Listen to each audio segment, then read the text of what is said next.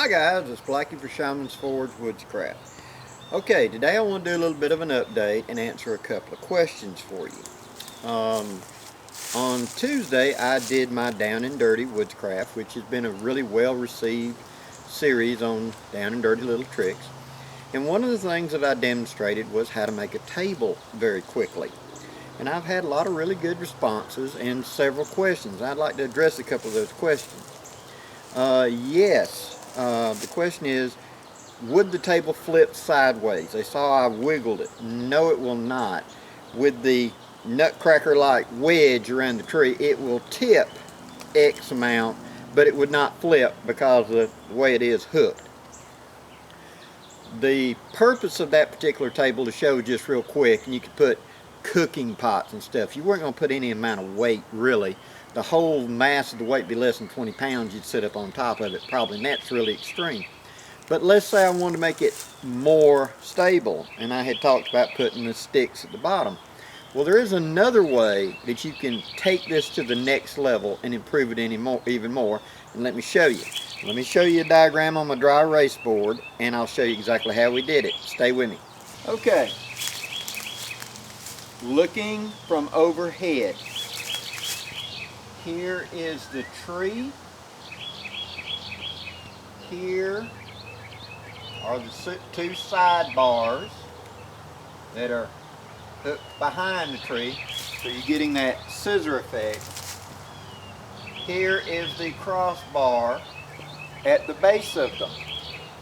I put in the middle here an X connector, so that this crossbar sat right there in that X, like that.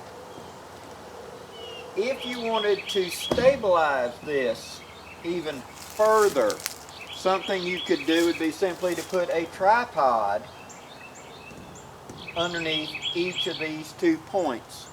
Just create 2 tripods and sit them at these junction points of it. That would make it very, very stable. Now, another use for this basic design is, suppose I want to make a raised bed. For whatever reason, I ain't going to be on the ground in this swamp. I've got to get up off the ground. Even though I'm going to have bedding to lay down, I want to be up off the ground. This is a way of doing it. I would just beef everything up to bigger poles and etc. and put the 2 tripods down here. And this would create a raised bed for me to lay my bedding on and me to lay up on it. Because by putting the 2 tripods out here, you are effectively, it can't move because it's hooked to the tree, and it can't go left or right or tip up and down because of the tripods. Easy peasy upgrade. Okay, stay with me. Okay, now, next question. About the YouTube and their recent demonetizing of videos about guns and gun-related issues. Yes, I was demonetized on my percussion revolver series, but my channel is based on woodscraft, bushcraft, and to me the percussion revolver series is like a side angle. So many people have asked, will I be continuing to make videos? And I will. I just simply will not monetize it. Now, is that going to hurt financially of the money coming in? Yeah, of course. But my channel is a focus on woodscraft, not necessarily a gun channel. So I'll adapt. I will be producing more videos in the percussion revolver series. I still got the Johnson & Dow penetration test, chronograph test. I have got a supply of the Kato Ojama 44 caliber bullets. However, they will not load in my particular Pieta Remington. I will have to load the cylinder off the gun in order to do shooting with that, but I have a procedure for that. And I have the Kato Ojama 36 caliber bullets, which will load in my 51. So I will be doing a shooting video series for that very shortly, now that it's a pleasant time of the year and good time to do good accurate shooting. So it is coming. It's not going to affect my channel. I will keep making them until the powers that be start giving you strikes against your channel or something like that, in which case I will have to divert. I also post my videos sometimes onto Facebook. There is a percussion revolver group there that I sometimes post videos on. It may be that I'll have to start posting my percussion revolver videos there, or possibly onto some other medium, but we shall see. But for those that have been concerned, yes, I'm going to keep making videos and my channel hasn't been hurt, okay?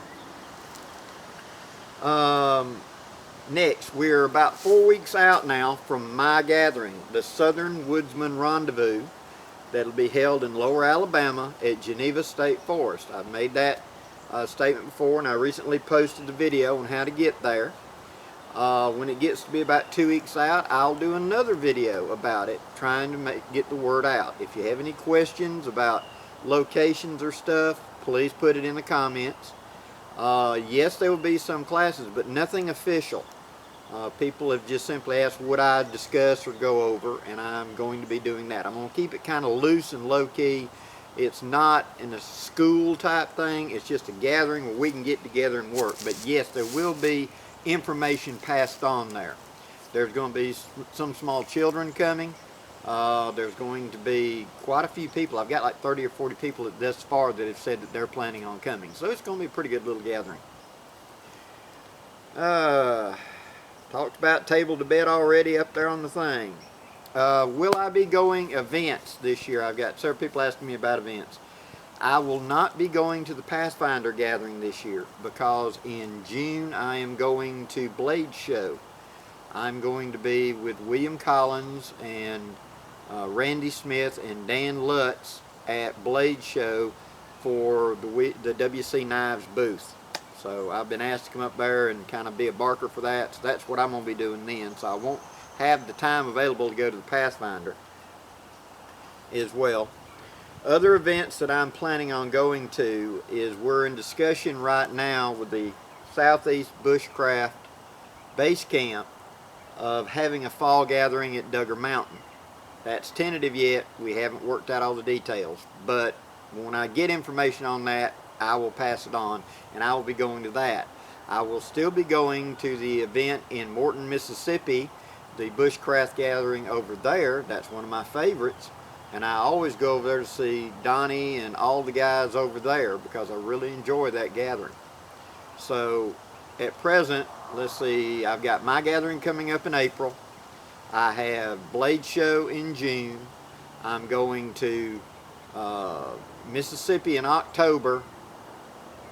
I think that the gathering for Duggar Mountain will probably either be in September or early November. We'll see. We'll see. And then, of course, next January/February will be Frozen Foot back on Duggar Mountain. I'll be going to that.